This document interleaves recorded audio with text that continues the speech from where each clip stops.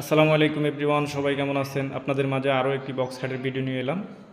এটা সম্পূর্ণ অরিজিনাল আকাশি কাঠ। ডিজাইনটি সম্পূর্ণ হাতে করা হয়েছে এবং এটার মধ্যে রয়েছে দুই সাইডে দুইটা পাল্লা, মাঝখানে সেলারিং গ্লাস। এটা নকশাটা সম্পূর্ণ হাতে করা হয়েছে, একদম নিখুঁতভাবে কাজটি করা হয়েছে। আর এটা থিকনেসটা হচ্ছে পাকা 1.5 ইঞ্চি, পাকা 1.5 ইঞ্চি থিকনেসের মধ্যে ডিজাইনটা করা হচ্ছে।